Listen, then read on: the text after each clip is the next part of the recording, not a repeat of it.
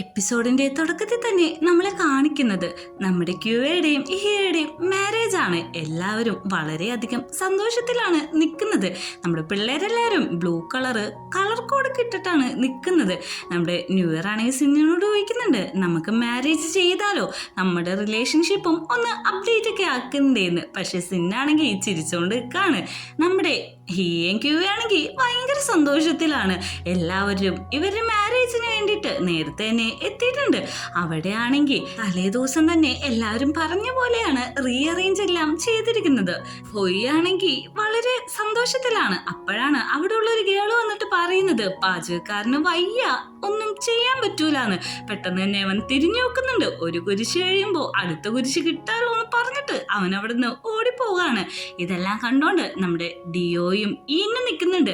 Deo ആണെങ്കിൽ പേടിച്ചാണ് നിൽക്കുന്നത്. അതായത് മഴ പെയ്യാനായിട്ട് നല്ല സാധ്യതയുണ്ട്, നന്നായിട്ടൊക്കെ കാറ്റ് വീശുന്നുണ്ട്. മഴ പെയ്താൽ എന്ത് ചെയ്യുമെന്ന് ചോദിക്കുമ്പോഴേക്കും ഞാൻ ഫൈറ്റ് ചെയ്യുമെന്നാണ് ഇന്നും അറിയുന്നത്. അതെങ്ങനെയാണ്, നാച്ചുറലിനോട് നീ എങ്ങനെ ഫൈറ്റ് ചെയ്തിട്ട് ജയിക്കാനാണെന്നാണ് നമ്മുടെ ഡിയോ ചോദിക്കുന്നത്. ക്യൂയുടെ അച്ഛനും അമ്മയൊക്കെ ഓൺ ടൈമിങ്ങിൽ തന്നെയാണ് മാരേജിന് വേണ്ടിയിട്ട് അവിടെ എത്തിയിരിക്കുന്നത്. ക്യൂവിനെ കാണുമ്പോഴേക്കും അച്ഛനും അമ്മക്കും ഭയങ്കരമായിട്ട് സന്തോഷമാവുന്നുണ്ട്. ഇത്ര നാളും നമ്മുടെ ഈയുടെ പുറകെ നടന്ന ആ കുഞ്ഞു കുട്ടിയെ പോലെയാണ് എല്ലാവരും ഇപ്പോഴും കാണുന്നത്. കല്യാണത്തിനുള്ള എല്ലാ ആശംസകളും നൽകുന്നുണ്ട്. പെട്ടെന്ന് തന്നെ നമ്മുടെ ഫുയ്യാണെങ്കിൽ ഫുഡെല്ലാം കുക്ക് ചെയ്ത് ഓക്കെ നിൽക്കുമ്പോഴാണ് അടുത്ത പ്രശ്നം എന്താന്ന് വെച്ചിട്ടുണ്ടെങ്കിൽ മഴ പെയ്യാനായിട്ട് സാധ്യത നന്നായിട്ടുണ്ട്.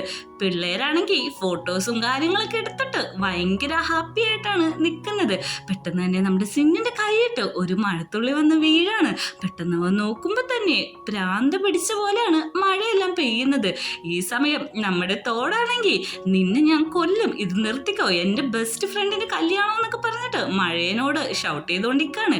ഇവിടെ കിടന്ന് ഒച്ചയെടുത്തിട്ട് കാര്യമില്ല, നമുക്ക് അകത്തേക്ക് പോകാന്ന് പറഞ്ഞിട്ട് ഗേളാണെങ്കിൽ അവനെയും വിളിച്ചോണ്ട് അകത്തേക്ക് പോകുന്നുണ്ട്.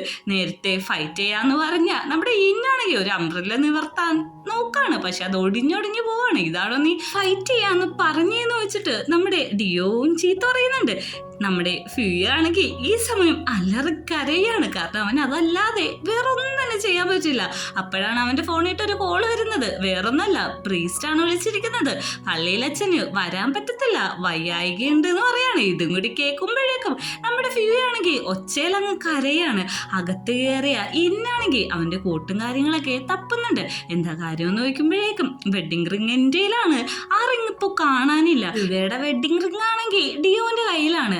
അവന്റെ റിങ് എൻ്റെ സേഫാണ്, നിന്റെ തന്നെ കാണും, നീ ആ കോട്ടൊക്കെ ഒന്നും കൂടി ഒന്ന് നോക്കാൻ പറയുന്നുണ്ട്.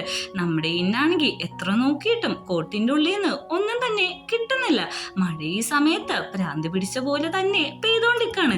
ഇതെല്ലാം കണ്ടിട്ട് നമ്മുടെ ക്യൂയെയും നമ്മുടെ ഹിയെയും ഭയങ്കരമായിട്ട് സങ്കടപ്പെട്ടിരിക്കാണ്. ഈ സമയത്താണ് അങ്ങോട്ട് ചെന്നിട്ട് ചത്താളുടെ മേത്ത് റീത്ത് വെക്കുന്ന പോലെ പോയി പറയുന്നത്, പ്രീസ്റ്റ് ഒന്നും വരത്തില്ല, മഴ കാരണമാണ്, പിന്നെ വയ്യാന്നും പറയുന്നുണ്ട്. ഇതും കൂടി കേൾക്കുന്ന നമ്മുടെ ഹിയും ക്യൂയും കൂടി തളർന്നു പോവാണ്. അവരുടെ മുമ്പിട്ട് തന്നെ അവിടെ വെച്ചേക്കുന്ന ബോർഡും പിന്നെ ആർച്ചും എല്ലാം ഒടിഞ്ഞു നുറുങ്ങി ആ കാറ്റത്ത് വീഴാണ്.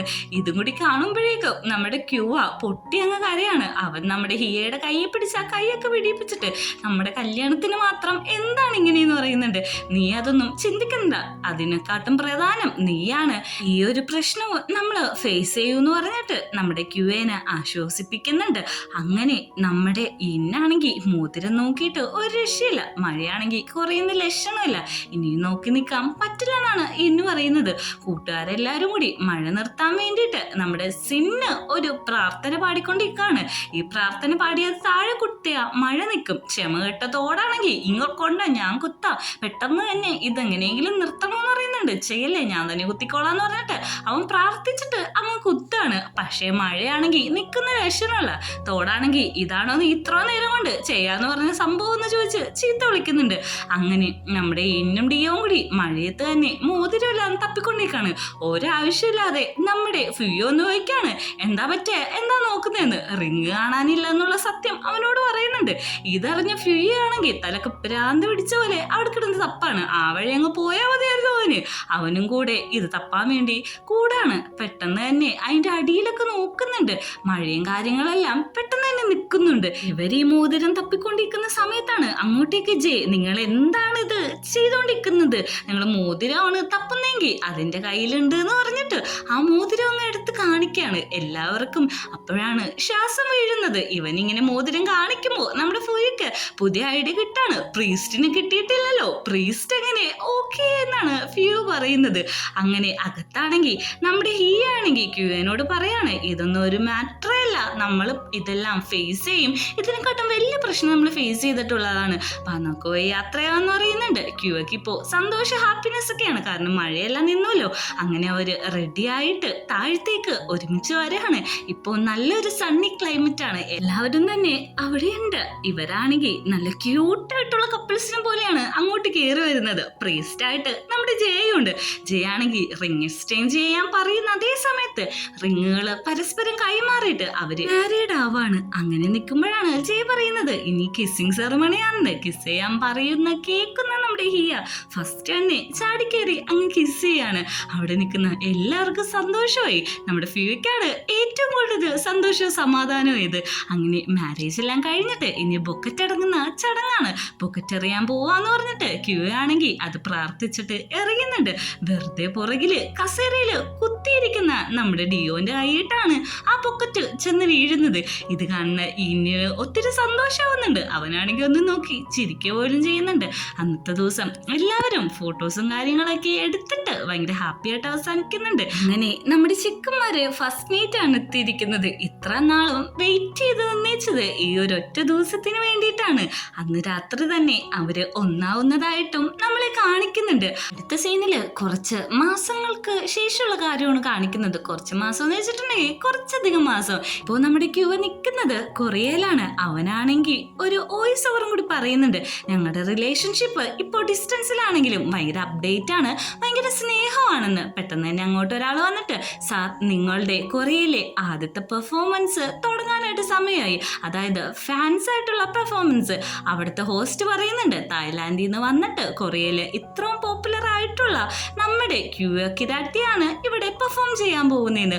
അവനവൻ്റെ ഡ്രീം പോലെ അവിടെ നല്ലൊരു പെർഫോമൻസും കാഴ്ചവെക്കുന്നുണ്ട്. അത് കഴിഞ്ഞ് അവൻ ഒറ്റയ്ക്കുന്ന സമയമാണെങ്കിൽ ആ എംബസിയിൽ ആൾക്കാർ എന്ന് പറയുന്നുണ്ട്, സാർ കുറച്ചു നേരം കൂടി ഇവിടെ വെയിറ്റ് ചെയ്യാമോ, ഫാൻസ് നിങ്ങൾക്ക് വേണ്ടിയിട്ട് ഒരു പ്രൊജക്റ്റ് തയ്യാറാക്കിയിട്ടുണ്ടെന്ന്. എന്ത് പ്രൊജക്റ്റാന്ന് ചോദിക്കുന്നുണ്ട്. ഇവിടെ വെയിറ്റ് ചെയ്യാനാണ് പറയുന്നത്. പെട്ടെന്ന് തന്നെ ആ പ്രൊജക്റ്റ് അങ്ങോട്ട് വരാണ്. വേറെ ആരുമല്ല, നമ്മുടെ ഹിയ തന്നെയാണ്. ഹിയ നീ എന്താ ഇവിടെ ചോദിക്കുന്നുണ്ട്. ഞാൻ നിന്നെ ഒത്തിരി മിസ് ചെയ്തു. നിന്റെ ആഗ്രഹം പോലെ തന്നെ നീ ഇപ്പോൾ ഒരു ടോയ്ഡലായിട്ട് മാറിക്കഴിഞ്ഞു. ഇനി നീ എൻ്റെ സ്വന്തമാണ്. നമ്മുടെ ഡ്രീംസ് എല്ലാം നമ്മൾ ഒരുമിച്ച് തന്നെ അച്ചീവ് ചെയ്യൂ എന്ന് പറഞ്ഞിട്ട് നമ്മുടെ ക്യൂവിനെ പിടിച്ച് കിസ് ചെയ്യാണ്. ഈ ഒരു സീനും കൂടി കാണിച്ചിട്ട് സീരീസ് അവസാനിക്കാണ്. പിന്നെ നമ്മളൊരു വോയിസ് ഓവറും കൂടി കാണിക്കുന്നുണ്ട്. ക്യൂ എന്ന് പറഞ്ഞിട്ടുള്ള ഈ ഒരു ലവിന്റെ നോവല് ഇവിടെ വെച്ച് തീരുന്നില്ല. ഇതിന് കുറെ ചാപ്റ്റേഴ്സ് ഉണ്ട്. ഏറ്റവും നല്ല ചാപ്റ്റർ 21 ചാപ്റ്റർ ആണ്. ഇതിലെല്ലാത്തിലും നമ്മുടെ ഹിയയുടെ പേര് കാണാൻ പറ്റും. ഇവിടെ വെച്ച് അവസാനിക്കുന്നില്ല, തുടരും എന്നുള്ളൊരു നോട്ടും കൂടി കാണിച്ചിട്ടാണ് ഈ സീരീസ് തന്നെ അവസാനിക്കുന്നത്. നിങ്ങളുടെ അഭിപ്രായം എന്തായാലും കമന്റ് ചെയ്യാൻ മറക്കരുത്.